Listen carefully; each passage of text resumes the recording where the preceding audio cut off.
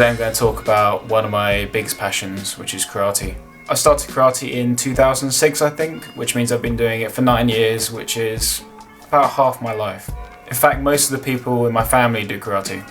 As you can see, there's me, and that's my little brother James.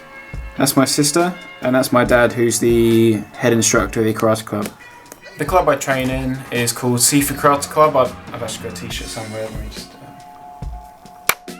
There we go. Sifu Karate Club is really close to me because I've met some really good people there, and it's brought out the best in me because it has very high standards, which means I've had to work very hard to get to where I am today. After about a year of doing karate, October 2007, I went to the World Championships, which was being held in Crawley, England, and it was the Shotokan Karate, which is my style of karate, World Championships. And I came home with gold. It was a really good experience, and it's a cool thing to say that you've been a former world karate champion for your age at the time. I haven't actually competed in it since because it hasn't been back to England, so I haven't been able to travel to other places to compete. Throughout most of my time doing karate, I kept a record of all the competitions I went to, but I haven't been keeping up to date over the past couple of years, which is bad on my part. I need to update that. But at the time of my last entry into my karate records, I had just over 80 medals and trophies, and nearly 60 of those were golds, so pretty good. Doing competitions when you're under 16, especially when you're nearing the age of 16, is quite easy because you are the biggest in the category, you're the oldest, so everyone kind of has to raise their standards up to you. But when I turned 16, I became a heavyweight men's fighter, which is completely different. You go from being the biggest in the category to suddenly fighting heavyweight men, which is at first absolutely terrifying, and it took me a few years to start getting medals again in competitions. The weight categories in karate are very simple. If you're under 70 kilograms, you're a lightweight. If you're over it, you're a heavyweight. I've always been a heavyweight, but you'll see the lightweights fight, and they're so quick and so agile that it seems very difficult to fight. But then the heavyweights, they're obviously heavier, so they're slower moving, but they're a lot stronger. So being one of the smallest in the category meant that I had the upper hand with speed, but definitely not with strength, which is something that I had to develop over the years. After a few years of being a heavyweight men's fighter, I started to get medals again, so it meant that I had raised my standards, and well, the club had raised my standards. In one of my latest competitions, in the Seaford Invitational Karate Championships, which is one that our club puts on, it's huge, it's probably one of the best competitions around for our style. I remember having 3 fights, and in all of them I won with an 8-point lead. And if you didn't know, karate fights are usually 1.5 minutes long, and you are awarded points for scoring on your opponent.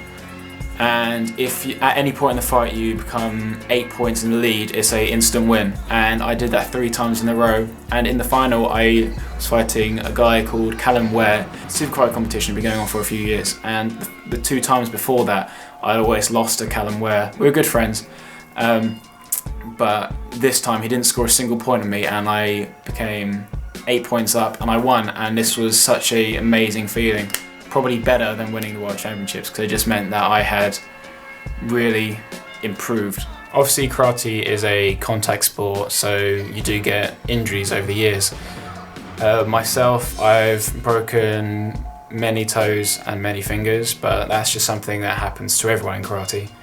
I've broken a few ribs, my nose I've broken a few times, I've damaged my jaw, and I've dislocated my big toe, and when I did that, I damaged my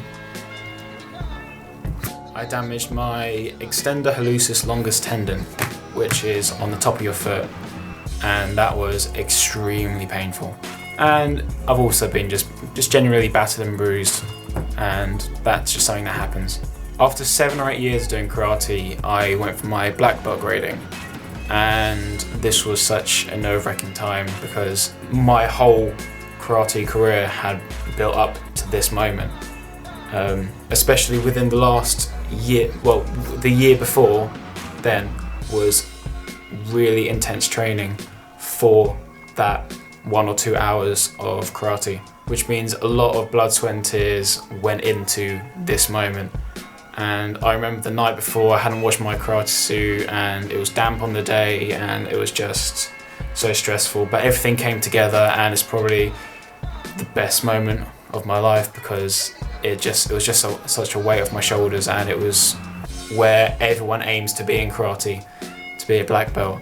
And later that year I actually got a tattoo on my arm of my karate club logo. So this is my tattoo. It means to foster a strong spirit brings great strength, and it is my karate club logo and motto. The reason I got it was because I wanted to remember that feeling of getting my black belt, the feeling of accomplishment, of all the hard work paying off finally, and I never want to forget that feeling. Doing karate has taught me many things. It's taught me to be self-aware and have self-control. It's built my confidence. It teaches you to have respect for others, good sportsmanship, dedication, determination, spirit. It's about physical strength, but probably even more so mental strength, which is far more important in karate. The list of things that karate has taught me just goes on and on and on, but there's this really good quote from an excellent film, Rocky. It ain't how hard you hit, it's about how hard you can get hit and keep moving forward. And I'm just going to leave you on that. So yeah, that is my experience doing karate, and that's one of my biggest passions that I've just shared with you.